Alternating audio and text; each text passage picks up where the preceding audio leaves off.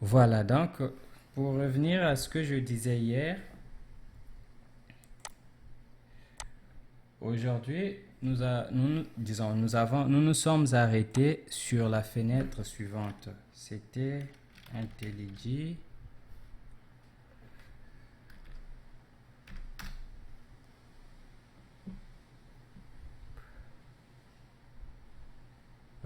Voilà. Donc, on s'était arrêté sur cette fenêtre hier.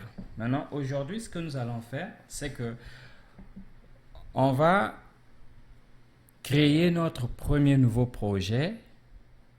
On va sur Create a New Project ici. On clique dessus, on attend, il va se configurer, il va s'arranger. Voilà. Maintenant, nous avons un deuxième écran. Sur le deuxième écran, on doit surveiller quelque chose, c'est ça. Ça, c'est notre JDK qu'on avait installé. C'était cette version. Normalement, il le détecte automatiquement. Voilà l'emplacement où il l'a trouvé, là où nous l'avons installé. Si nous partons dans les paramètres, nous pouvons voir qu'effectivement, c'est à cet endroit-là qu'il est installé. Donc, dans le disque, dans le programme, ici Java, voilà, là où notre Java se trouve.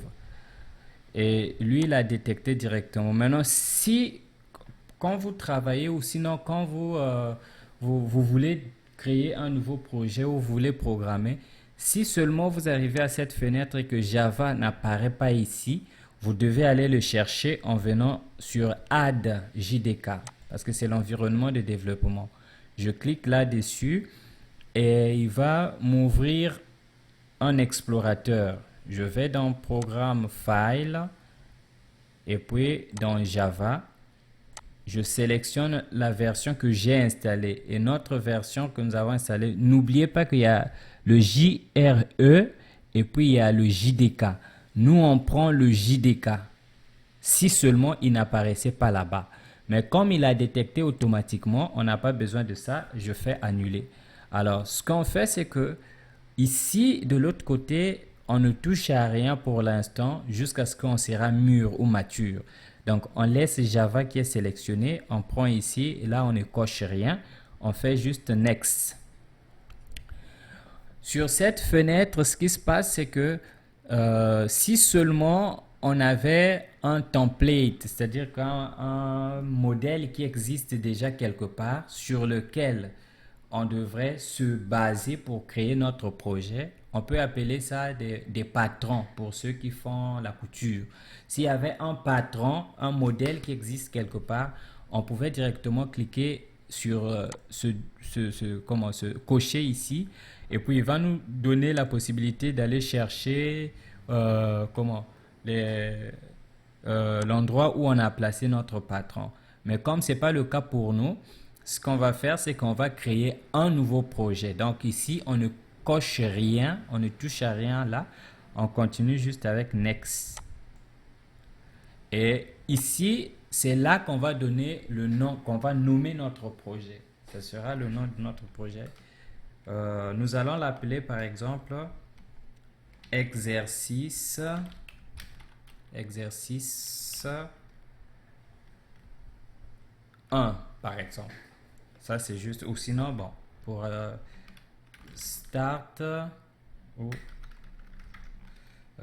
formation, formation, formation 1. Ok. Donc le projet que je suis en train de créer pour développer une application, chaque application c'est un projet normalement. Donc pour créer une application, je dois démarrer un nouveau projet qui peut se baser soit sur un template qui est un patron, un modèle qui existe, ou soit qui peut se baser juste sur un nouveau projet qui est vide. Et c'est ce que je vais faire. Moi, je pars sur à partir d'un nouveau projet vide. Et sur ce nouveau projet qui est vide, si vous remarquez, j'ai écrit en un seul mot, deux mots.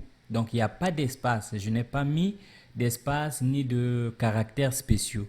Il faut respecter cette forme de nomination ou cette forme de nommage, s'il faut l'appeler comme ça. Et vous allez aussi remarquer que pour chaque mot qui se succède, qu'est-ce que je fais? La première lettre est toujours en majuscule. Il faut respecter ça. Il faut jamais oublier. Alors, une fois que le nom du projet est donné, je fais Finish. Je clique sur Finish et je vais attendre ce que IntelliD va m'afficher. Ensuite, on va faire un petit parcours. Bon, ça, c'est juste comme une version de guide d'utilisation, mais on n'en a pas vraiment besoin pour l'instant. Donc, on fait juste close, close. Ici, il me dit que Defender a un impact, donc l'antivirus de Microsoft, celui-là, il a un impact sur le fonctionnement d'IntelliD.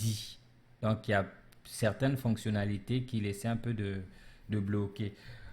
Habituellement, moi, je m'en fiche parce que de toutes les façons, il n'y aura rien de grave par rapport à ce que nous sommes en train de faire. Donc, ce que je fais, c'est que je le ferme simplement pour qu'il arrête de m'achaler. Je ferme toutes les notifications et je reviens sur ma fenêtre principale. Et pour aujourd'hui, ce que nous allons faire, c'est que nous allons essayer de parcourir brièvement cette fenêtre pour voir qu'est-ce qu'elle nous offre. Parce que là, nous sommes sur l'interface de développement. C'est avec IntelliD que nous allons coder, que nous allons écrire nos instructions que nous voulons que la machine puisse exécuter. Alors, pour ce faire, ce qui se passe, c'est que nous avons plusieurs parties dans cette fenêtre. Je vais l'agrandir. Premièrement, nous avons le menu ici qui va nous servir de beaucoup. Et nous n'allons pas détailler ou expliquer tous les menus en fait pour l'instant. Mais je veux juste vous pointer quelques menus principaux. Donc on va prendre ici le menu fichier. On a New qui permet de créer de nouveaux projets, de nouveaux modules. On le verra au fur et à mesure. N'oubliez pas que quand je parle de projet, je parle d'une nouvelle application ou bien d'un nouveau programme qu'on veut créer. Donc, on a New. Pour ce qui est de nouvelle application ou bien nouveau projet, nouveau dossier, on va sur New. Sinon, on a Open qui nous permet d'ouvrir des projets existants. C'est ce qu'on va faire dans l'avenir. On le verra aussi en détail. Et ensuite, je saute les autres ici. Ça, c'est juste la liste des projets qui ont été récemment ouverts. On a Close qui permet de fermer le projet en cours sans fermer l'application IntelliD. Si je clique sur Exit, il ferme et le projet et la fenêtre de l'IDE. Mais si je clique sur Close, il ferme juste le projet. Par exemple, là, si je fais hop, il me ferme juste le projet, mais IntelliD reste en cours, reste fonctionnel. Et je vais repartir sur IntelliD. Ensuite, on a Settings qui nous permet, quand je clique dessus, de changer ou de configurer l'interface de l'application qui nous permet de développer, c'est-à-dire de changer IntelliD, les caractéristiques, les apparences. Par exemple, là, nous l'avons mis en noir.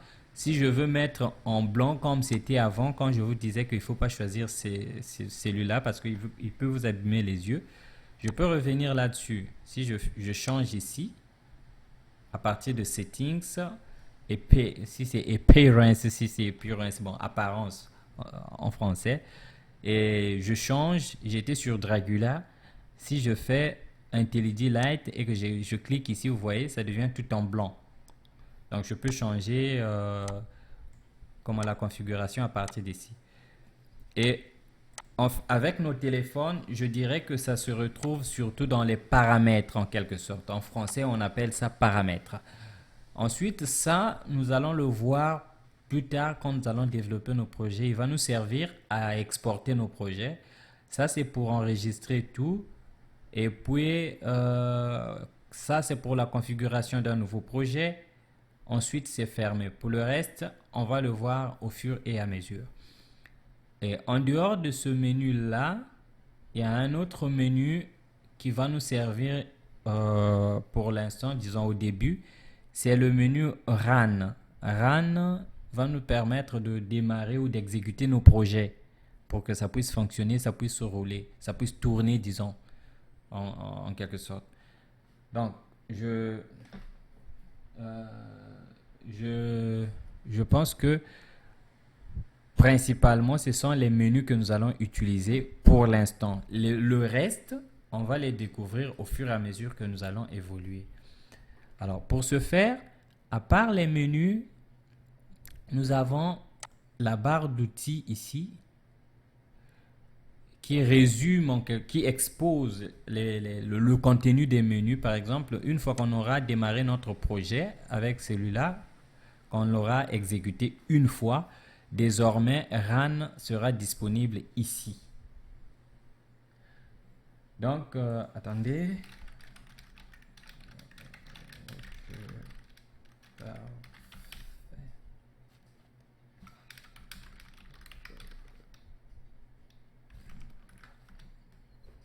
Voilà.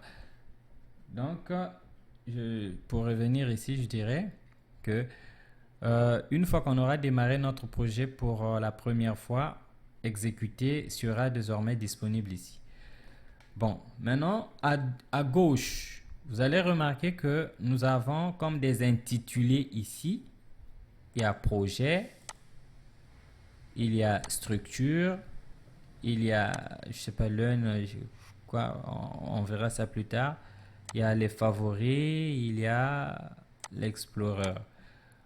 Nous, on va d'abord se focaliser sur le projet. Qu'est-ce qu'on retrouve dans le projet? Donc, à gauche, on a comment la structure de notre projet ou de notre programme.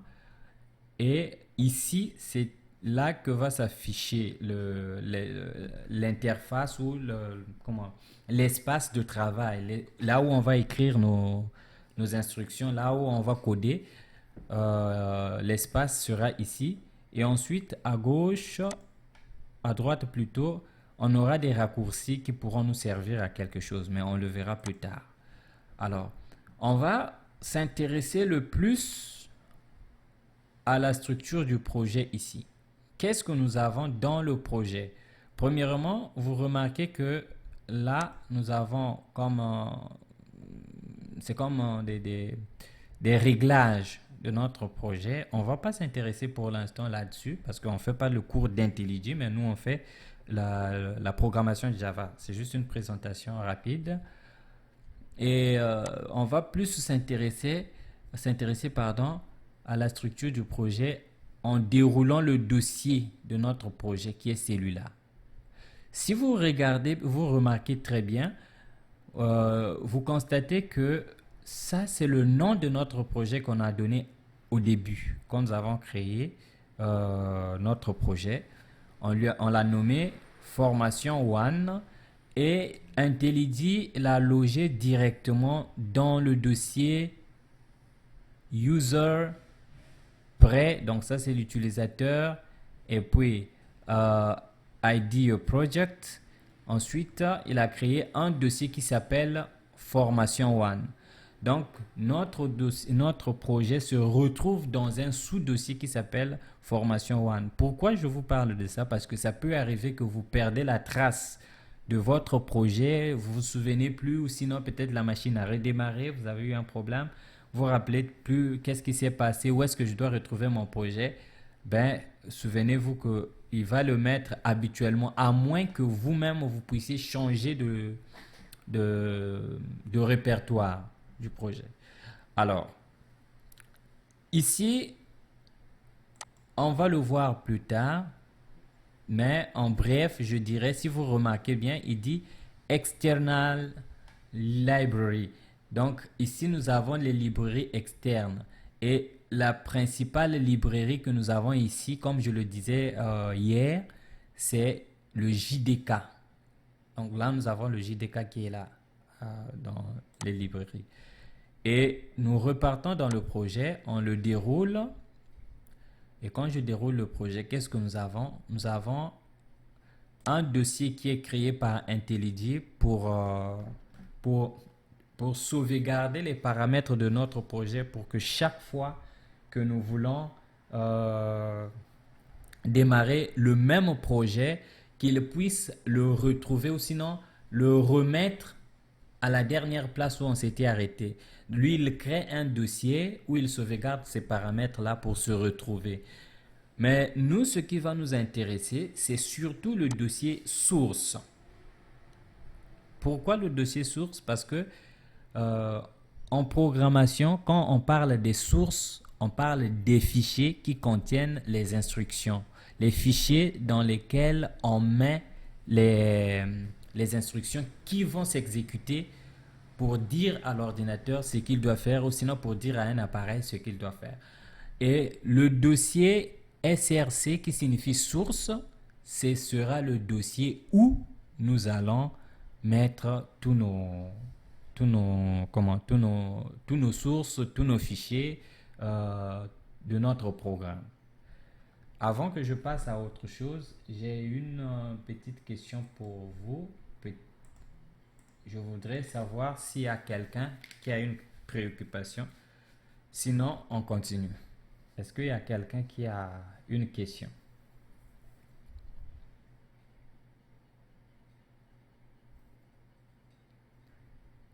Je viens d'activer les micros. Sinon, vous pouvez m'envoyer un message par discussion si vous parlez que je ne vous entends pas.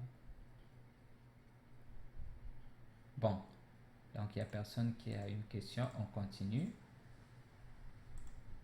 Frère Calvin est en train de parler. Tu dois activer ton micro parce que je t'entends pas. Oui. Alors, lorsque on va créer notre projet, ouais. Alors,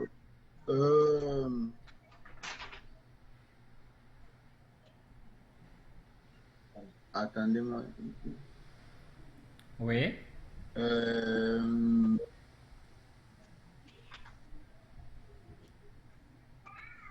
Alors, que sera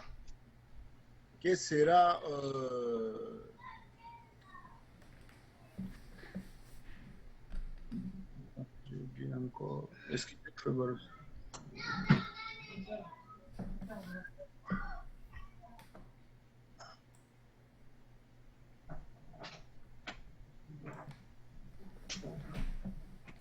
Toi, tu voulais comprendre quel sera le... Avancer. Non, avancer, pas de problème. Avancer, frère Barros. Ok, d'accord. Avancer. Bon. Après. Ok. On continue. Donc, là maintenant, avec ce que nous venons de voir, on peut commencer à travailler. Maintenant, premier principe, pour créer une application Java, après la création du projet que nous avons fait, ça c'est une base, ce sont des fondamentaux, nous passons à l'étape du premier fichier qui est toujours nécessaire en Java. Et d'une manière générale, le principe veut que notre premier fichier dans lequel nous allons mettre comme la porte, le point de démarrage de notre programme, que ce fichier-là se nomme de la même manière que le nom de notre projet. C'est-à-dire, je vais créer un fichier ici, le premier fichier de notre programme, qui sera le point de démarrage de notre application, va s'appeler Formation One. Donc, ils doivent avoir le même nom. Alors, ce que je veux faire pour créer ce fichier dans source, c'est que je fais clic droit ou right click pour certains. Et puis je prends new. Je prends classe. Classe, Java class. Ou sinon, je peux aussi aller sur File, New, Java class. Je vous ai parlé tout à l'heure de New. Mais pour que je puisse avoir classe, ou sinon, pour que ça soit effectif par rapport à l'objectif que je vais atteindre, je dois me placer sur SRC, sur le dossier source. Je dois sélectionner source. Alors, ce que je fais, c'est que je fais clic droit, je prends Java class, je vérifie, je m'assure bien que c'est classe qui est sélectionné ici parce qu'il y a d'autres trucs qu'on verra plus tard. Et je donne le nom. Le nom, c'est formation one. Parce que ça doit être le même nom que le nom du projet. Alors, une fois que c'est fait, je fais juste entrer. Donc, j'appuie sur le bouton entrer. Et ce que vous allez remarquer, c'est que notre interface ici a changé. Notre espace de travail a changé. Et là, nous avons un nouveau fichier qui s'appelle formation one, qui est notre premier fichier qui se trouve dans le dossier source. On va aller voir ça. Je fais clic droit sur source. Je descends jusque sur Show in Explorer parce que je voudrais voir le fichier, vous montrer ce que je vous disais hier, que les fichiers Java ont toujours une extension .java.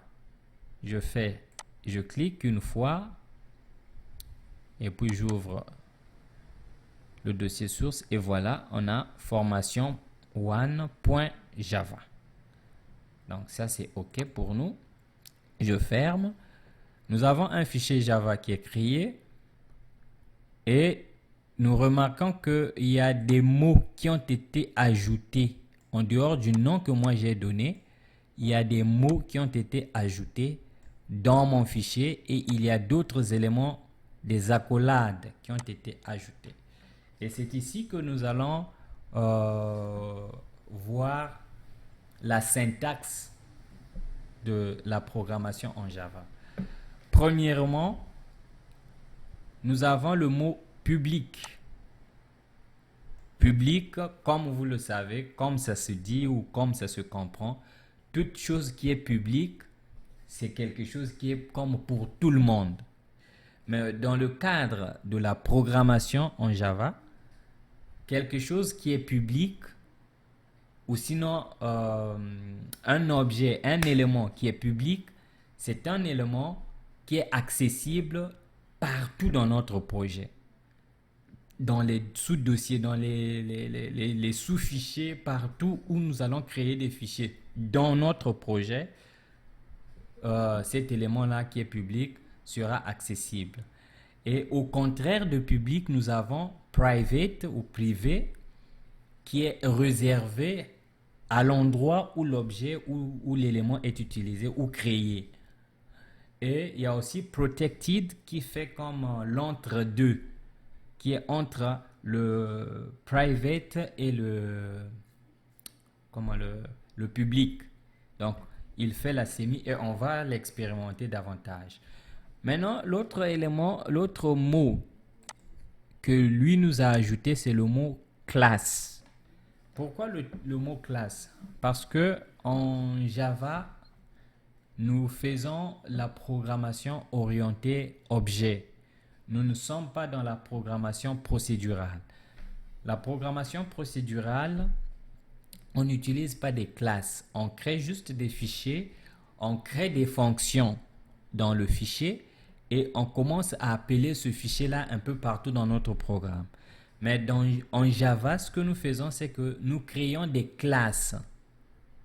Et ces classes-là vont nous permettre de créer des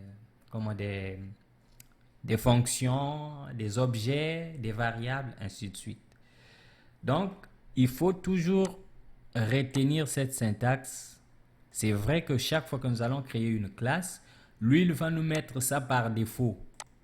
Mais ça peut arriver que nous ayons besoin de le créer nous-mêmes à notre manière. Et ensuite, ça c'est le mot, le nom que nous avons donné à notre classe qui s'appelle Formation One. Et nous avons des accolades. Qu'est-ce que ça veut dire ces accolades? Ces accolades délimitent notre classe ici. C'est-à-dire que notre classe commence ici à l'ouverture de cette accolade et s'arrête à la fermeture de cette accolade ici. Donc, si nous voulons travailler dans cette classe, nous allons écrire à l'intérieur ici. On ne peut pas écrire. Si on écrit à l'extérieur ici, on n'est plus dans la classe. Là, nous sommes en train de travailler en dehors de cette classe qui s'appelle Formation One. Mais comme c'est notre premier fichier, c'est notre point d'entrée dans notre application, ce que nous allons faire, c'est que, premièrement, on lui donne le nom de notre projet. Et deuxièmement, comme on nous a aidé, IntelliJ nous a aidé, en nous ajoutant le mot public. J'espère que vous vous souvenez hier, quand je voulais programmer avec le bloc-notes, ce qui s'est passé, c'est que si je veux créer une application avec le bloc-notes, bien que je vais écrire la même chose, mais sauf que je dois l'écrire moi-même, comme je le faisais hier, comme ceci, public, classe, formation one. Ensuite, je fais ça. Voilà, j'ai la même structure. Si j'enregistre ce fichier-là avec l'extension .java, j'aurai les mêmes résultats qu'ici. Mais le problème, c'est que ici, je dois connaître tout ça. Donc, si j'oublie quelque chose, ça ne va pas marcher. Par contre, avec l'IDE IntelliJ, il m'a aidé à mettre public classe de façon automatique.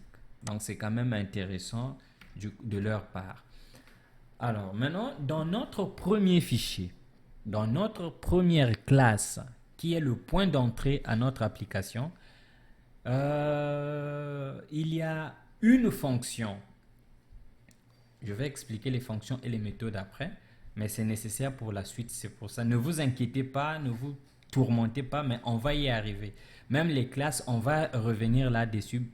Vu que nous devons écrire quelque chose, c'est pour ça que je parle de ça un peu à l'introduction comme ça, mais normalement, c'est pas ici qu'on devait commencer. On devait commencer ailleurs. Mais comme on doit écrire quelque chose sur cet ailleurs là où on devait commencer, voilà pourquoi je parle de ça. Alors, pour notre première classe, qui est le point d'entrée de notre application, nous avons besoin d'une première méthode, d'une première fonction. Et dans chaque programme Java, que ce soit WhatsApp que vous utilisez, que ce soit Messenger, que ce soit tout ce qui est programmé en Java, toute application Java a une méthode principale, a une classe principale, a une méthode principale.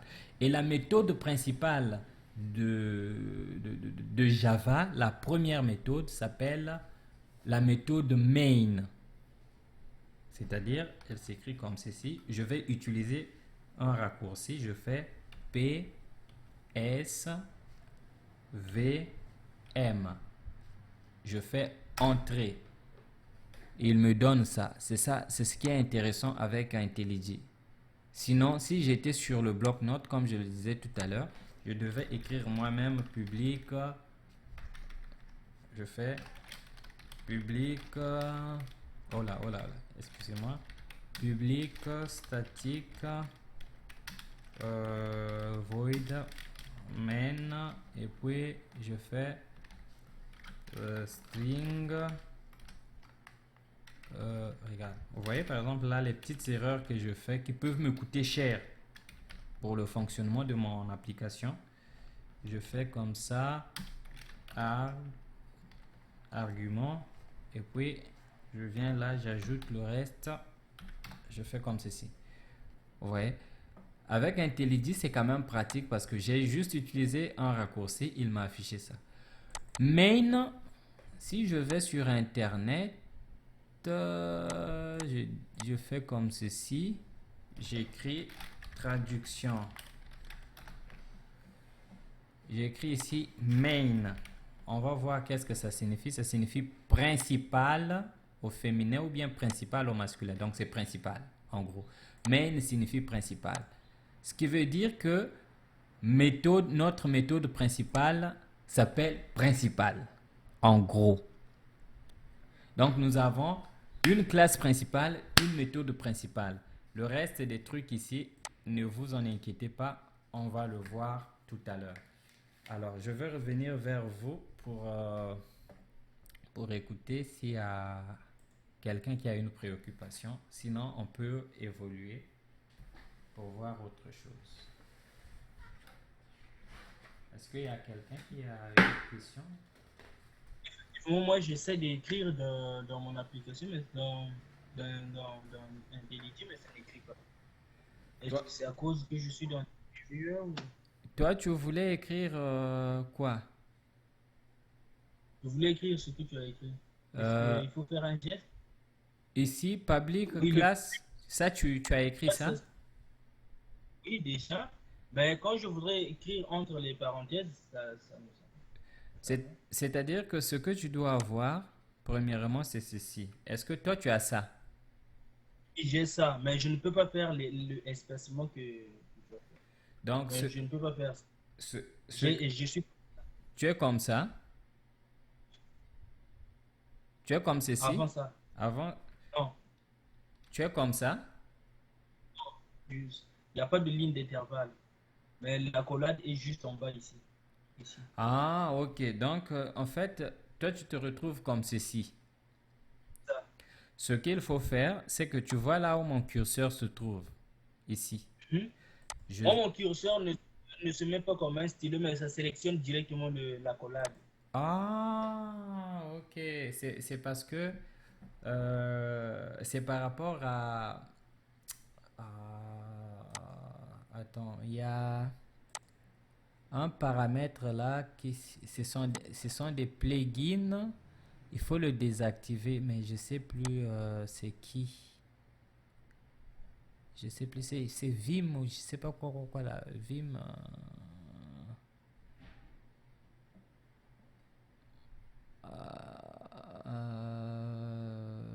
Bon, en tout cas, je ne sais plus c'est qui, mais je vais te montrer comment tu peux échapper ça. S'il sélectionne directement comme ça, Hmm? tu fais la touche de direction vers la droite. Est-ce que ça fonctionne? Il désélectionne Touche de direction. vers la Non, droite. touche de direction vers la droite, oui. Ça, Ça, désélec- ça- ça désélectionne. non, ça, hein? Ça désélectionne. Non. Ou sinon, fais insérer. Est-ce que c'est comme ça que ça apparaît? Insérer, oui. Ah, ça fonctionne. Insérer. Ah, Avec, oui. avec insérer, ça fonctionne. Euh, Ok, ouais. et puis tu fais entrer. Oui, ça fonctionne. Ok. Quand tu fais entrer, tu fais PSVM. Ou sinon, tu peux écrire public, static, void main. PSVM. Tu fais entrer, il doit te donner ça. Ah, oui. Ça a fonctionné, hein? C'est bon? Oui.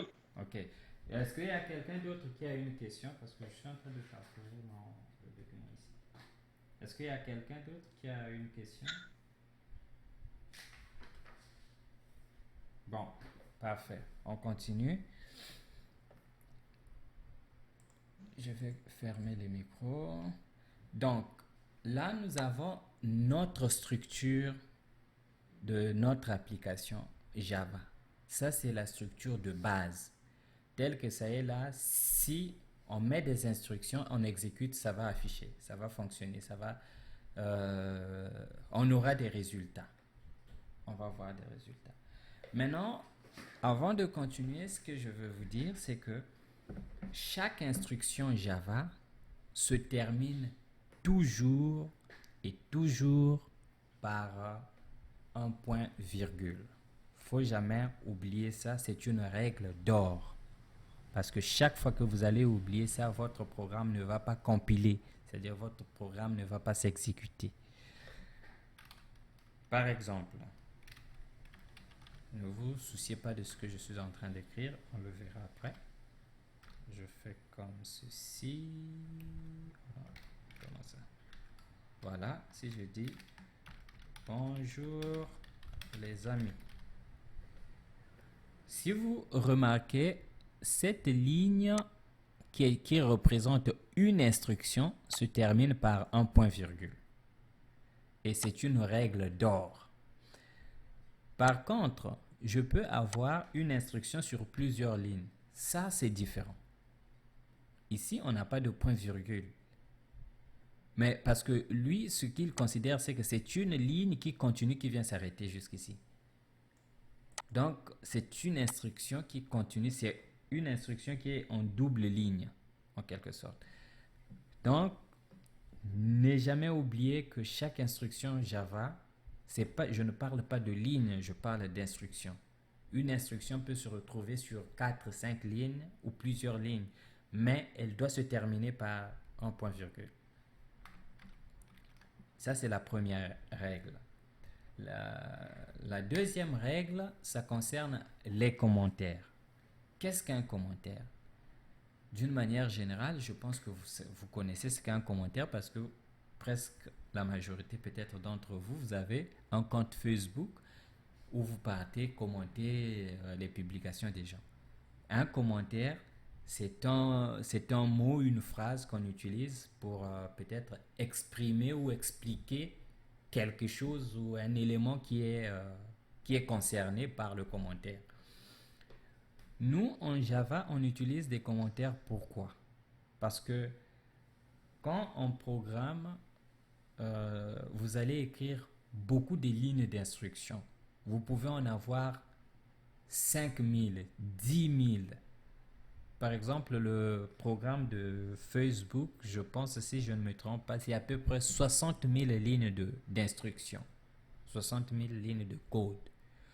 Maintenant, en cas d'erreur ou en cas de maintenance, si vous voulez actualiser votre programme, vous voulez corriger certaines erreurs, pour se retrouver dans les 68 000 ou 60 000 lignes d'instruction, c'est difficile.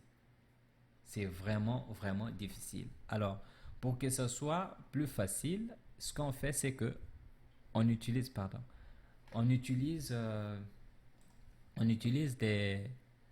des commentaires pour expliquer une instruction ou peut-être une fonction, quand nous allons arriver aux fonctions.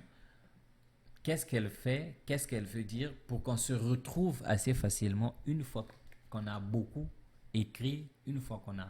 Si peut-être vous avez un programme, par exemple le programme ici, notre application pour l'instant, au stade où nous nous trouvons, je n'ai pas besoin de le commenter parce que je sais que moi je connais déjà l'instruction ici, on va le voir tout à l'heure.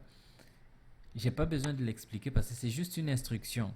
Mais si on avait 10 000, 15 000, peut-être même 300 seulement, j'aurais besoin à certaines instructions que je mette un commentaire pour que je sache qu'est-ce qu'elle veut dire. Maintenant, les commentaires sont différents des instructions. Pourquoi ils sont différents? Parce qu'ils ne doivent pas s'exécuter. Sinon, ils peuvent créer une erreur. Alors, comment marquer une différence entre l'instruction et le commentaire? Les commentaires se différencient, s'écrivent de deux manières. Premièrement, en Java, pour commenter une ligne ou bien pour créer un commentaire. Un commentaire en une seule ligne, on utilise le caractère slash, double slash, comme ceci. Et je peux dire ceci est un commentaire monoligne, c'est-à-dire voilà, un commentaire en une seule ligne. Oh, qu'est-ce que j'ai écrit? Monoligne, ligne. Voilà. Là, j'ai un commentaire en une seule ligne. Si je vais sur la ligne suivante et que je continue à écrire, vous allez remarquer que IntelliJ qui m'aide à développer, me dit que non, non, non, non, non, non. Là, je mets du rouge, il y a une erreur. Si je viens là, là où il a souligné, il me dit que ça ne peut pas être résolu. Je ne comprends pas qu'est-ce que c'est. Ça signifie quoi ce charabia?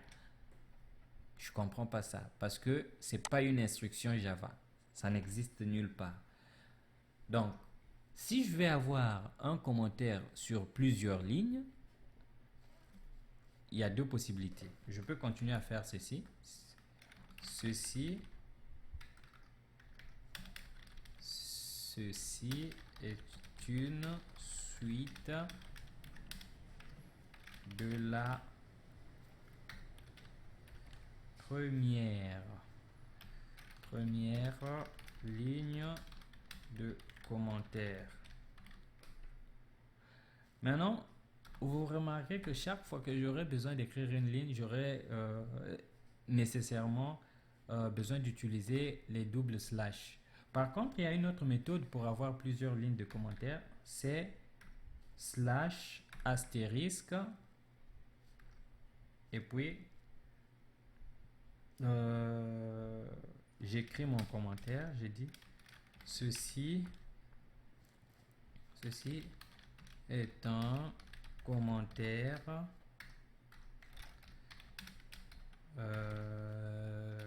multi-ligne. Voilà. Et pour terminer, si vous remarquez, il a même mis mon instruction ici en commentaire. C'est un peu grisé. Pour terminer, comme le commentaire multiligne, je fais astérisque slash. Et comme ça, je peux écrire sur plusieurs lignes. Je peux par exemple dire que je fais comme ceci. Voilà. Donc là, une fois que je... Attendez, excusez-moi. Je peux faire comme ceci.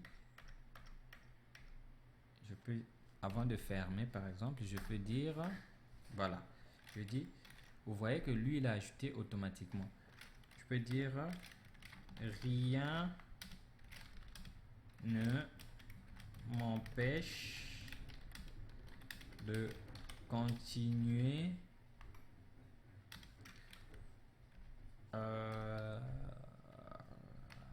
voilà.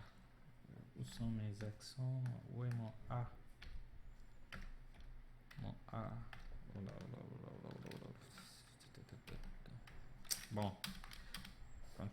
Continuer à ajouter des lignes de commentaires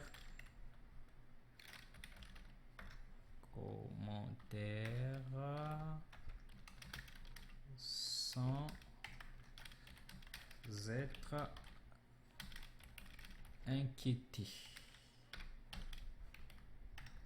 être inquiété. Voilà. Donc vous voyez que là je peux écrire sur plusieurs lignes un commentaire. Je peux aller comme ça jusqu'en bas, mais juste avec ça et ça qui ferme. Et si j'exécute mon programme, je n'aurai pas d'erreur. Pourquoi? Parce que j'ai respecté la syntaxe de commentaire en Java.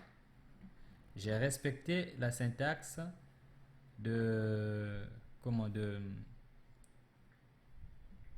j'ai respecté la syntaxe de l'instruction, j'ai respecté la syntaxe des commentaires, j'aurai pas d'erreur, je vais exécuter mon programme, ça va fonctionner. Et à ce stade où nous nous trouvons, ce que nous faisons, c'est que nous allons commencer par créer des applications. Comment est-ce qu'on appelle ça? Le nom m'échappe.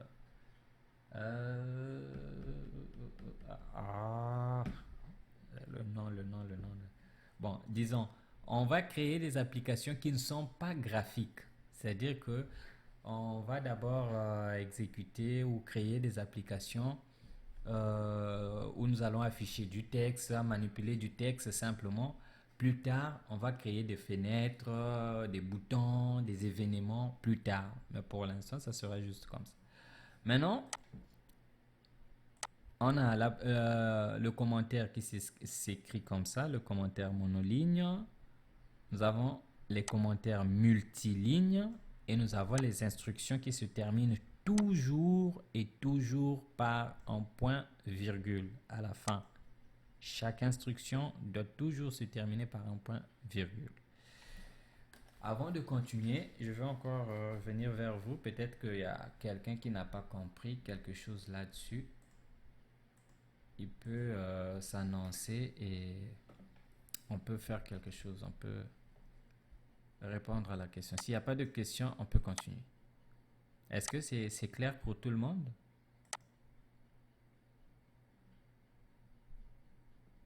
Ok.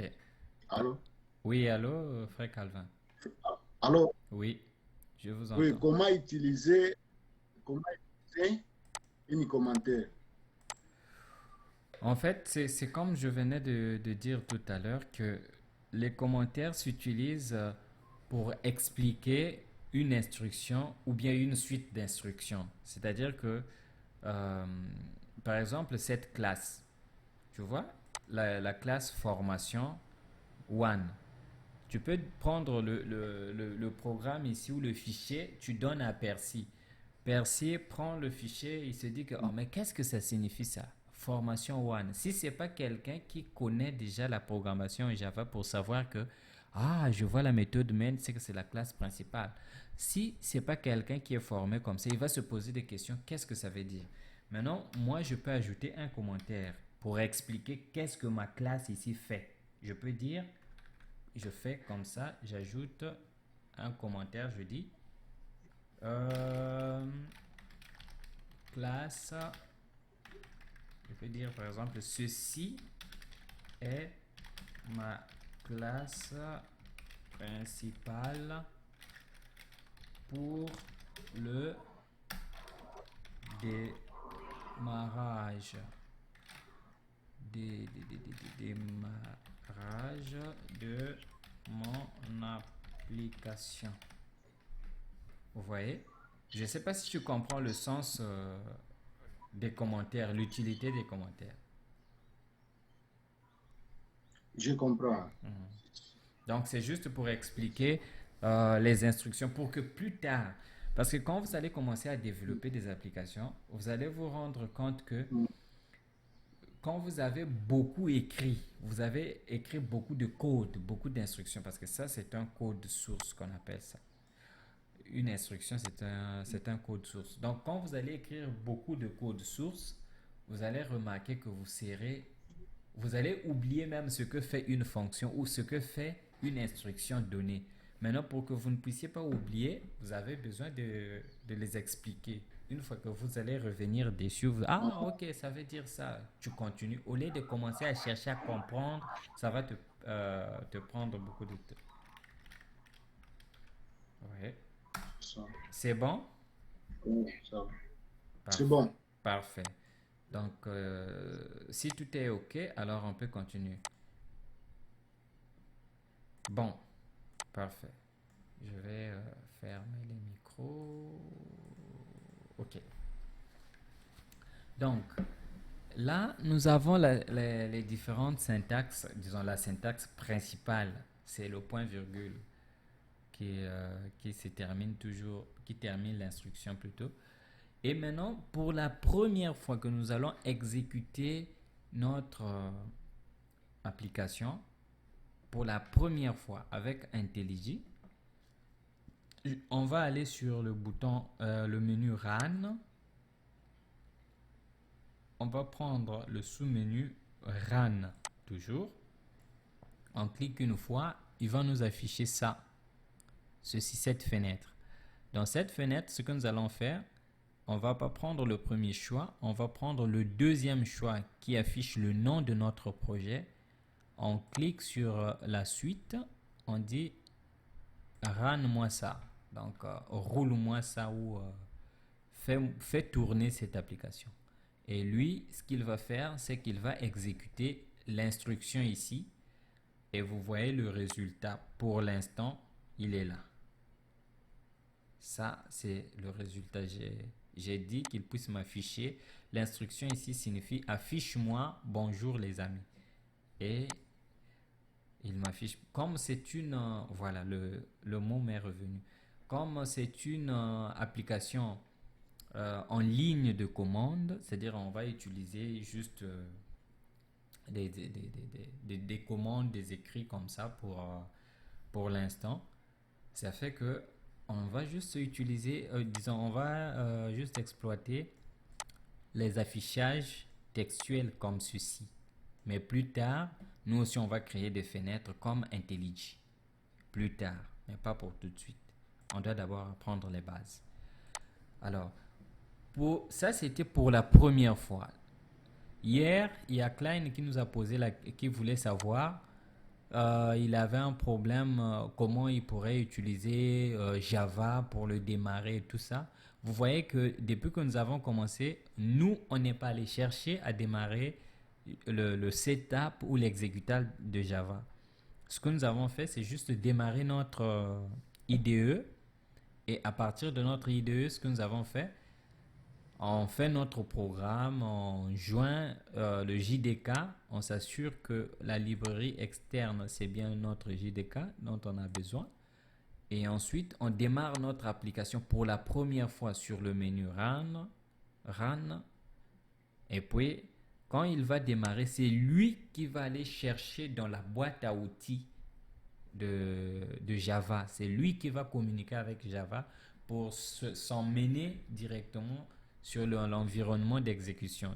Donc, il va utiliser le JRE, le Java Routine Environnement. Maintenant, pour la deuxième fois ou pour les autres fois que nous aurons besoin de démarrer notre application ou de l'exécuter, on ne sera pas obligé de venir sur Run ici, comme ceci, et puis exécuter. Non, on n'aura pas besoin de le faire. On pourra utiliser le bouton ici dans la barre des outils ici. Je viens sur Run, j'exécute, il va me donner le même résultat. Exactement. Et si vous remarquez, quand j'exécute, il m'affiche cette instruction et il me donne une information à la fin. Process finished with exit code 0. C'est pour nous dire que notre programme s'est très bien terminé, il n'y a pas eu de problème. Par contre, si je fais exécuter, c'était trop rapide. Si je fais exécuter et que ici j'ai 1 ou moins 1, c'est que le programme a eu une erreur, ça s'est pas bien exécuté. Est-ce qu'il y a quelqu'un qui a une question là-dessus sur l'exécution des programmes?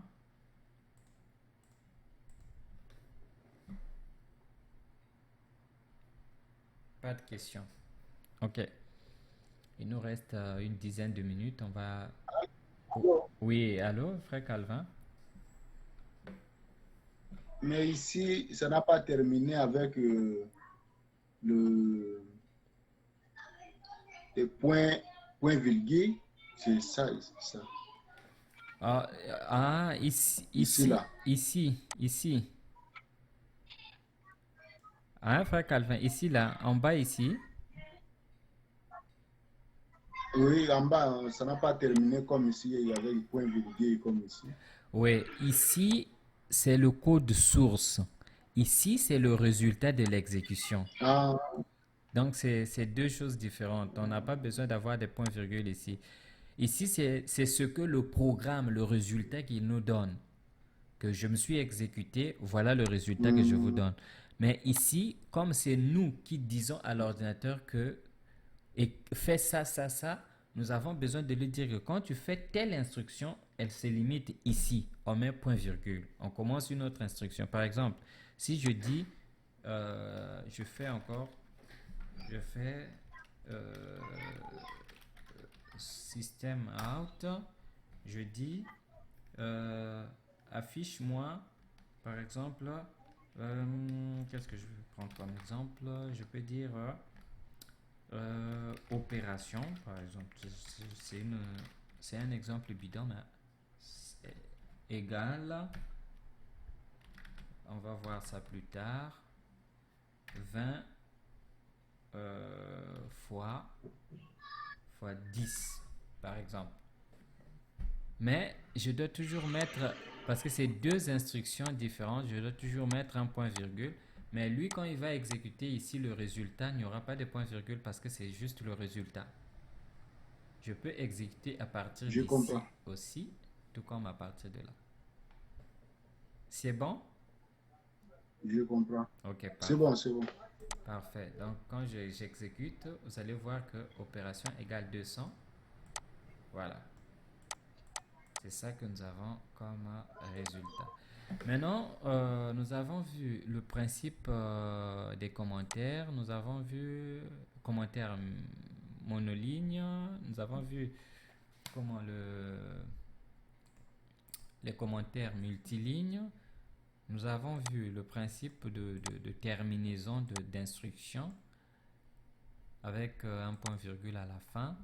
Nous avons montré aussi comment nous pouvons exécuter notre programme pour la première fois et pour les fois suivantes, qu'est-ce que nous pouvons faire? On peut venir ici, tout comme on peut utiliser juste le point ici.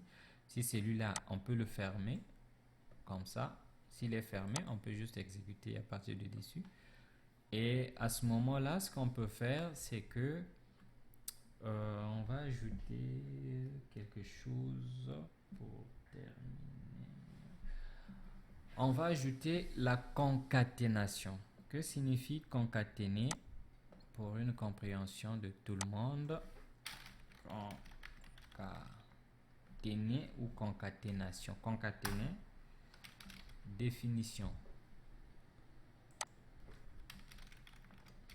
Définition pour une bonne compréhension. Concaténer signifie joindre par concaténation, c'est-à-dire que associer des bouts, associer, grouper comme ça. On a un morceau ici, on a l'autre morceau là, on les joint. Maintenant, la concaténation, par exemple, ici, si vous remarquez, j'ai associé lui et lui, qui sont des éléments qui ne sont pas des éléments de la même nature, entre guillemets. Parce que là, nous avons une chaîne de caractères et ici, nous avons des entiers. C'est une opération. Maintenant, pour les associer ensemble, cette association, j'ai utilisé l'élément plus. C'est ce qu'on appelle la concaténation. Donc, pour concaténer deux objets, deux éléments ou plusieurs éléments en Java, on utilise l'opérateur plus. On utilise l'opérateur plus pour concaténer. Mais n'oubliez pas qu'on peut aussi l'utiliser pour des opérations. Si dans le cas ici, je faisais une addition ici, je risque d'avoir un problème. C'est possible que je puisse avoir un problème. Vous voyez ce qui se passe? Il me crée 2010 au lieu de me donner 30. Pourquoi? Parce que pour lui, il considère ça comme étant la concaténation. Plus, plus, plus, plus, il fait des concaténations. Mais si je veux avoir une opération ici, ce que je veux faire, c'est que je dois mettre ça entre parenthèses. L'opération doit être en dehors de la concaténation. Voilà, comme ceci. À ce moment-là, si j'exécute, j'aurai 30. Vous voyez? Donc lui, ici, il va considérer ça comme étant une opération et ça comme une concaténation. Mais dès que j'enlève les parenthèses et que je fais ça, j'exécute, il me donne 2010. Donc il fait une concaténation. Et c'est un point que nous allons beaucoup surveiller parce qu'on va utiliser beaucoup de concaténation dans nos développements, dans nos programmes. Mais il faudra veiller à bien faire la concaténation quand on associe les concaténations avec des opérations.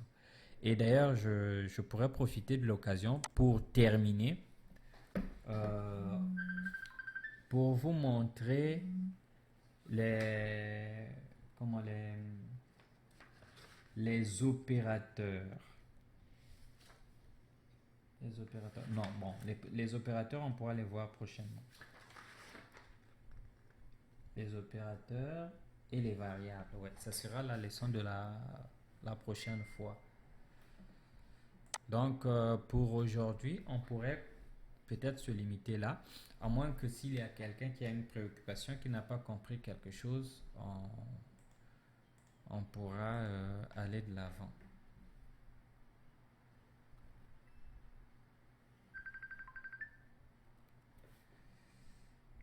Il y a quelqu'un qui m'appelle.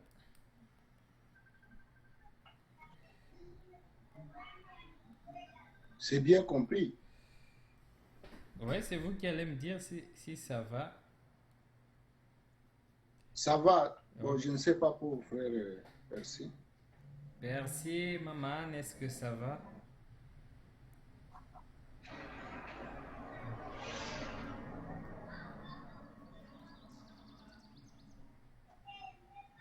Bon, je pense que c'est bien compris. Donc, Lui ne parle pas. peut-être qu'elle a un problème de micro. Attends, juste un instant, je veux te contacter par messagerie.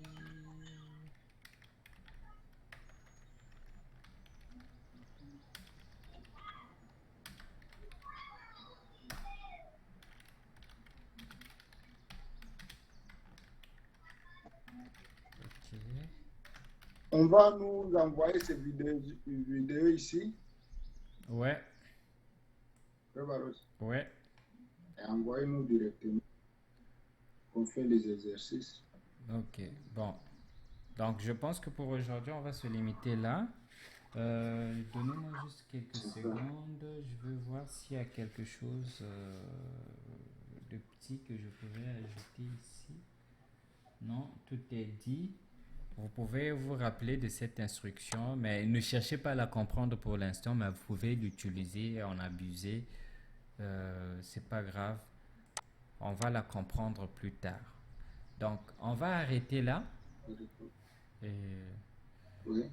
je vais vous dire bon après-midi, sinon bonne fin de journée. Merci. Ah, ah. Envoyez-nous les vidéos. Ok, On va faire des exercices. ok, parfait. Bon, ok, on arrête.